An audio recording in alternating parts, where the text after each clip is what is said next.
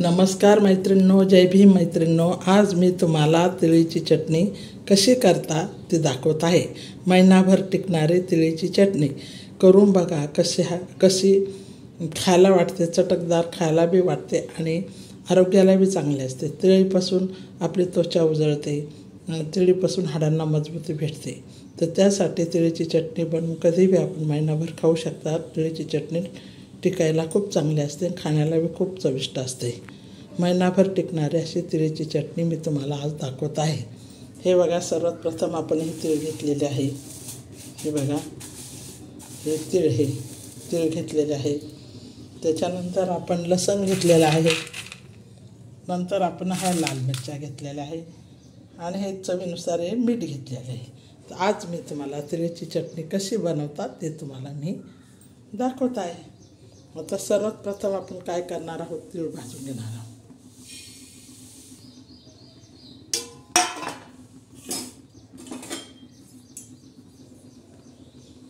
तीळ असे चांगले खरपूस भाजून घ्यायचे.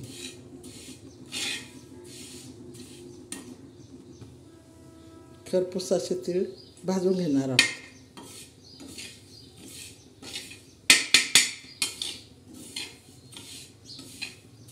तिळीची चटणी खाऊन बघा, एकदम खाण्याला चांगली, आरोग्याला चांगली.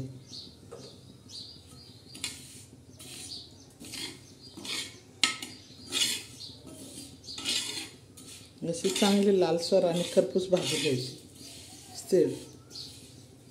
डब्यात भरून ठेवायची. आपण याची चटणी बनवली ना तर महिनाभर खाण्यासाठी थोडी थोडी मुलांना, तुम्हाला डब्यावर नेताना, घरी खाताना जेवणाबरोबर.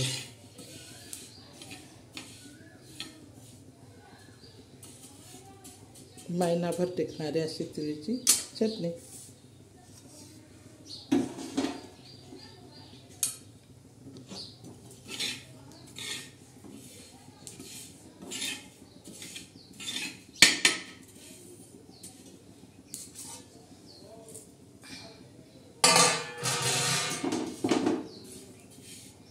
आता ही तीळ आपली भाजून झालेली आहे. तर ही तीळ आपण काढून घेऊ. कारण जास्त काळसर केली ना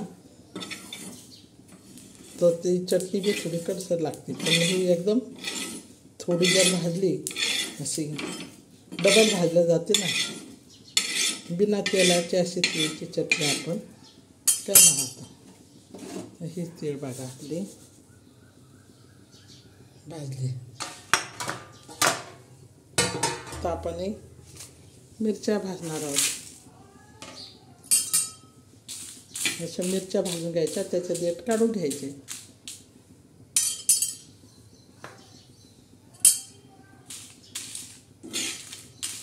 तर लालसर काळसर डाग पडून द्यायची मिरच्यांना.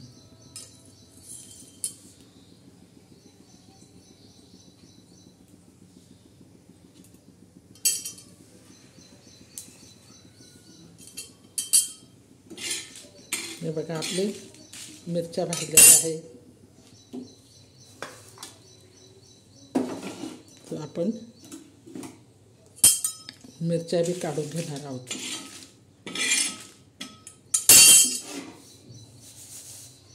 हे बघा, तीळ घेतलेलं आहे, मिरच्या घेतलेल्या आहे आणि हे मीठ टाकलं आहे. तर हे चवीनुसार, जास्त नाही, चवीनुसार आपल्याला जेवढं लागतं त्या पद्धतीने. जास्त पडल्या गेलं चवीनुसार मीठ. आणि हा लसण. आता हे मिश्रण सर्व, मिरच्या आणि मीठ आणि लसण आणि हे तीळ आपण सर्व मिक्सरमध्ये भाजून घेणार आहोत. आणि न तळता, याच्यात ना तेल टाकता ही चटणी आपण, मिरची आपण बनवणार आहोत. ही गावाकडची मिरची अशी बनवली जाते, बिना तेलाची तिळीची चटणी, तेल ना टाकता. आता बघा मी कशी बनवत आहे. आता याला सर्व मिक्सरमध्ये दळल्या जाईल. बघा, बिना तेलाची ही आपली तिळीची चटणी झाली आहे. आता हिला आपण मिक्सरमधून फिरून घेतलेलं आहे ते सर्व मिश्रण, तीळ आणि मिरच्या आणि लसण आणि मीठ. आता याला आपण थोडंसं तव्यावर परत नॉर्मलशी भाजणार आहोत. तेल न टाकता बिना तेलाची.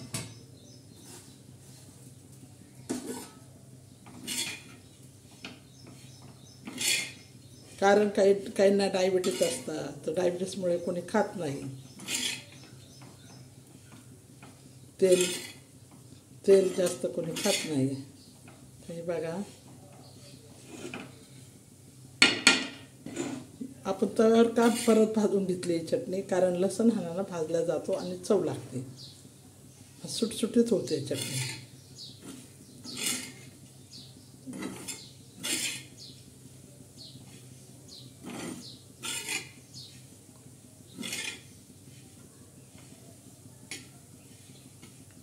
हे बघा कसे मोकळे मोकळे झाले.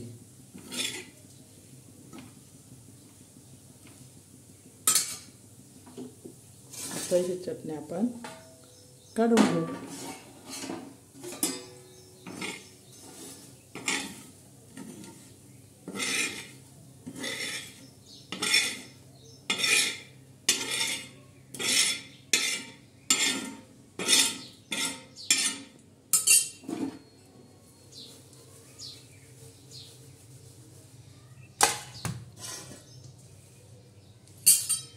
आता असे पसरून ठेवायची हिला थंड होण्यासाठी, म्हणजे कुरकुरीत होते. थंड होण्यासाठी ती पसरून ठेवायची. ही बघा आजची आपली तिळीची चटणीची रेसिपी.